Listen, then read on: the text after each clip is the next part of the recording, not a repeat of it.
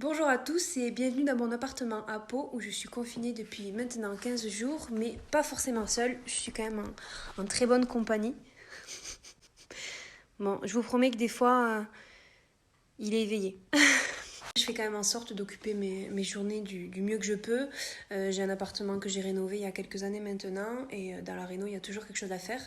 Donc j'ai la chance de bricoler, de faire pas mal de choses. Donc je prends le temps de peaufiner quelques détails euh, pour améliorer, on va dire, mon quotidien, tout simplement.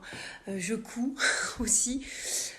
Du rangement, du tri, voilà, on s'occupe. Franchement, pour l'instant, je vais pas me plaindre parce que j'ai de quoi faire. Malheureusement, la saison se termine prématurément, mais c'est pas une fin en soi, on continue à travailler parce qu'on a des échéances. Au niveau international, une tournée d'automne, le tournoi de destination, la Coupe du Monde en 2021, parce que c'est demain tout ça de toute façon, et bien entendu pour être aussi au top de sa forme avec le club. Donc on lâche pas l'affaire, on continue. Alors, on a effectivement une préparation physique, mais bon, qui s'adapte aussi avec les moyens du bord. C'est pas la joie, mais bon, on fait avec ce qu'on a. Je pense qu'il y a quand même des situations bien pires que ça. Et un des avantages, en fin de compte, de ce confinement, c'est qu'on n'a pas de contraintes au niveau des horaires. Donc, on peut prendre plus de temps par rapport à d'habitude sur des choses très très bêtes, des petits exercices de souplesse sur des pathologies, voilà, des étirements. Du renforcement, des petites choses qui prennent à la base du temps et on a du mal à caser dans nos journées relativement longues. Habituellement, j'ai pas forcément le temps de m'entraîner chez moi. On a des vies quand même à 10 000 à l'heure entre le rugby, le boulot et la vie privée. Donc là, je fais un peu avec les moyens du bord, c'est-à-dire une pauvre roulette, un tapis, des petits haltères et une corde à sauter. On évite aussi de déranger les voisins.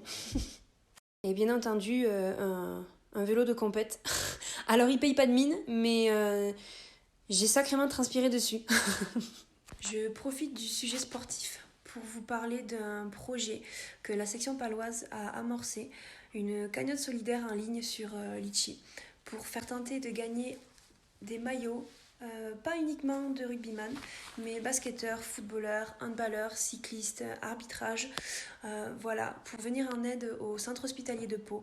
Donc cette cagnotte, c'est tout simplement une participation au minimum de 10 euros qui est demandée pour tenter de gagner un de ces maillots fin avril. Voilà, donc je vous encourage à y participer, bien entendu à hauteur de vos moyens.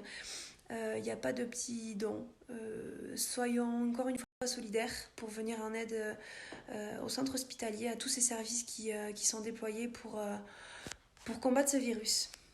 Je veux vraiment insister sur le fait de respecter toutes ces consignes.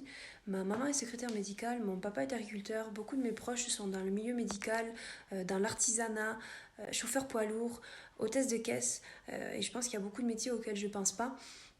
Mais ces personnes œuvrent pour notre bien-être, notre confort au quotidien. Et moi, comme la plupart des Français, je suis confinée dans mon appartement et je pense qu'il y a des situations bien plus graves. Donc, respectons tout simplement ces consignes pour respecter toutes ces personnes qui sont là pour nous au quotidien. Faut se dire que dans un mois, un bon gros mois, on se retrouvera tous dehors sous le soleil du printemps, à profiter. Voilà, en attendant, prenez soin de vos proches, prenez soin de vous, gardez le sourire, soyez heureux et on se retrouvera très très vite.